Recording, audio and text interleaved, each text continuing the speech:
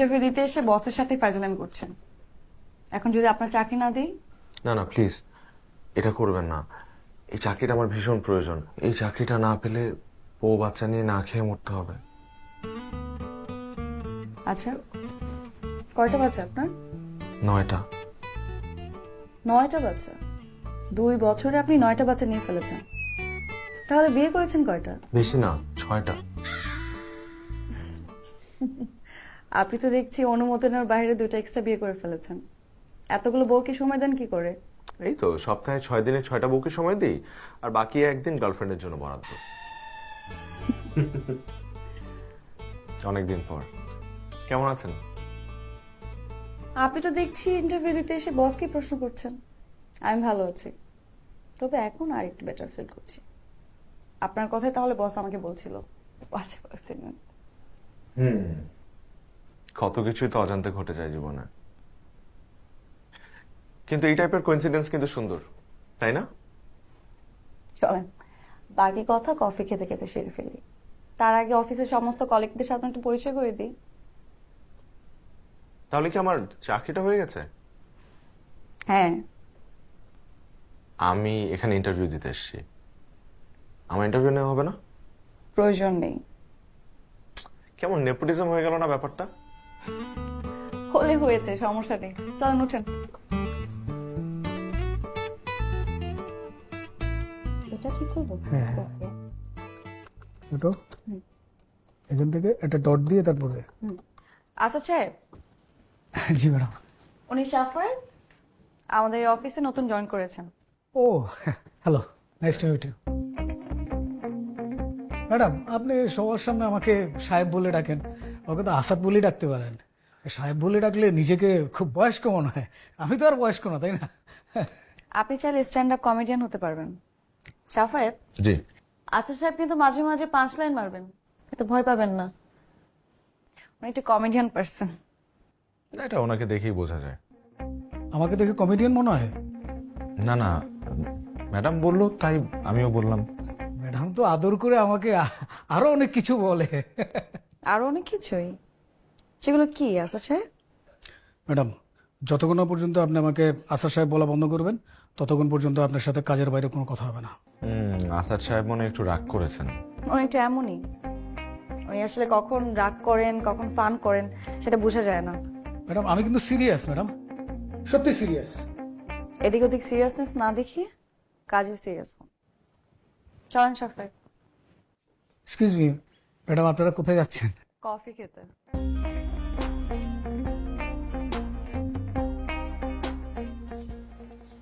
আমি কিন্তু আপনাকে অনেক খুঁজেছি। আসলেই খুঁজছেন? তাই বলে রাস্তাঘাটে খুঁজিনি। আমি এক্সপেক্ট করেছিলাম যে আপনার সাথে আমার আবারও দেখা হবে। না, অবশ্য ঢাকা শহরের রাস্তাঘাটে খুঁজলে আমাকে পেতেন না, কারণ আমি এতদিন মেলবার্নে ছিলাম। ওই ঘটনার 2 মাস পর পরে আমি মেলবার্নে চলে যাই। আপনি আমাকে খুঁজেন নাই? আচ্ছা, ওই আপনার যে বান্ধবীটা যার কারণে এই অঘটনটা ঘটলো, ওর কি অবস্থা? বিয়ে করেছেন। বিয়ে করেছে? হাজবেন্ডের সাথেই থাকে, তবে বাসা এখনো মেনে নেয়নি। কিন্তু আপনি বিদেশে গিয়ে সেখানে সেটেল না হয়ে দেশে কেন ফিরে আসলেন?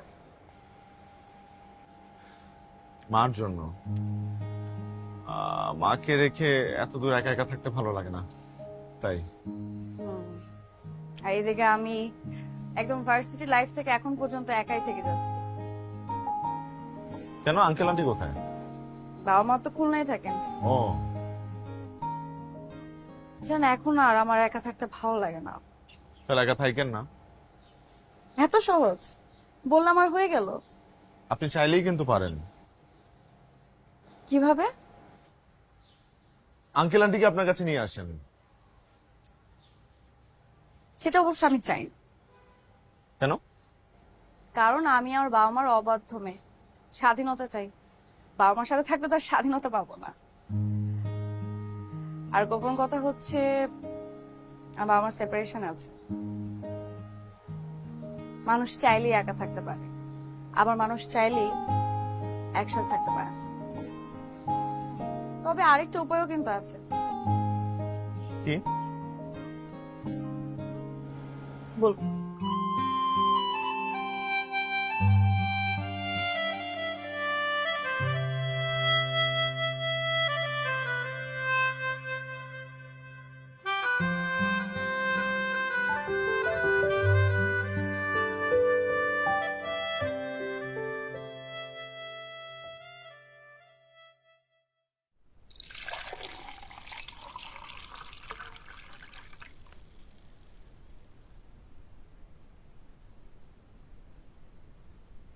হ্যাঁ শাফায়েত, এদিকে আসো।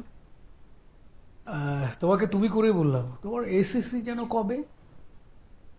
না, আপনি আমাকে নাম ধরেই ডাকেন। এসএসসির সালটা আমি বলছি, একটু ম্যাডামকে আর্জেন্ট একটা ফাইল জমা দিয়ে আসছি। আরে রাখো তোমার ম্যাডাম, মানে ফাইল টাইল। তুমি অফিসে জয়েন করার পর থেকে দেখতেছি শুধু ম্যাডাম ম্যাডাম ম্যাডাম করতেছো। তা আশেপাশে একটু তাকাও।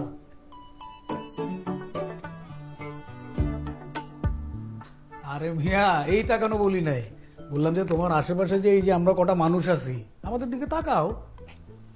ও সরি, আমি আসলে আপনার কথাটা আগে বুঝি নাই। শোনো, তোমার সাথে অফিসের ব্যাপারে কিছু কথাবার্তা আছে। বলেন।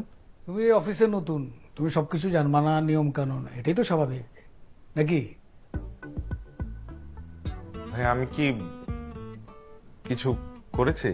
অফিসের কিছু নিয়ম কানুন আছে, তুমি জানো তো? হ্যাঁ, সেসব নিয়ম কানুন তো অ্যাপয়েন্টমেন্ট লেটারে লেখাই ছিল। সেগুলোর বাইরেও কিছু অলিখিত নিয়মকানুন আছে। বুঝিনি। সেজন্যই তো ডেকেছি, বুঝিয়ে দিচ্ছি। ম্যাডামের আশেপাশে ঘোরাঘুরি করা যাবে না। ম্যাডামের রুমে পিয়নকে দিয়ে ফাইল পাঠাতে হবে।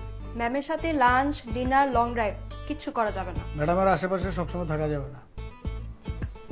তাহলে আমি কি কি করতে পারি ম্যাডামের সাথে? যেটা আসাদ ভাই ভালো জানে। না, এখানে তো আসলে ম্যাডামের সাথে কি করা যাবে না কি করা যাবে সেগুলো বলছেন, কিন্তু অফিসের নিয়ম কানুন তো কিছু বলছেন না।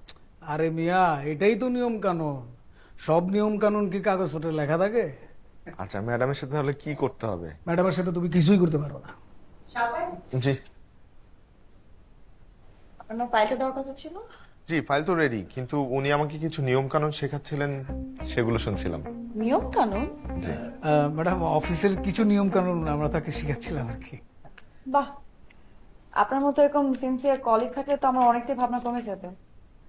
ম্যাডাম, আপনি একদম চিন্তা করবেন না, আমরা আছি না। Very good. তারপর আপনি কি অফিস থেকে ফ্রি আছেন? জি জি, আছি তো। আচ্ছা ঠিক আছে, তাহলে অফিস শেষ করে আমরা আমাদের প্রজেক্টটা নিয়ে আলোচনা সেরে ফেলবো, ঠিক আছে? কি হলো, এনিথিং রং? না, ফাইলটা sorry.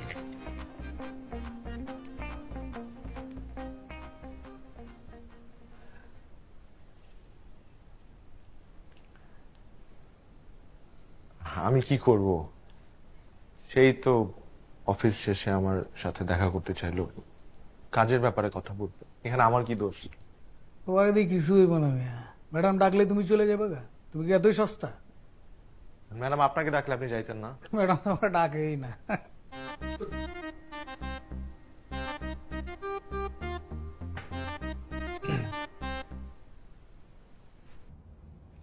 Thank you for the gift. আচ্ছা, আমরা কালকে চিটাগং কি ফ্লাইটে যাচ্ছি? হ্যাঁ। তা আমি একটা জিনিস বুঝলাম না, যে এত ইম্পর্টেন্ট একটা মিটিং বস আমাদের সাথে যাচ্ছে না। বসের এর থেকে অনেক বেশি ইম্পর্টেন্ট কাজ আছে, সেটা নিয়ে ব্যস্ত থাকবেন। আর কিছু ফরেন ক্লায়েন্ট আসছে, তাদেরকে সময় দিতে হবে। আর তাছাড়া বস আমার প্রতি অনেক বেশি লাইক করেন। তো বোঝা যায়, কিন্তু আমার একটু টেনশন হচ্ছে। না, টেনশনের কিছু নেই, আমি আছি তো। হ্যাঁ, এ কারণে ভয়টা একটু কম লাগছে।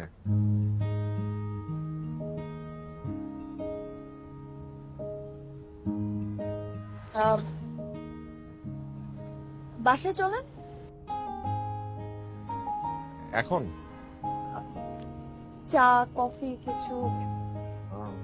কফি তো খেলাম। ঠিক আছে, ড্রাইভার আপনাকে নামিয়ে দিতে পারবে। কালকে তাহলে দেখা হবে সকালে। আল্লাহ হাফেজ।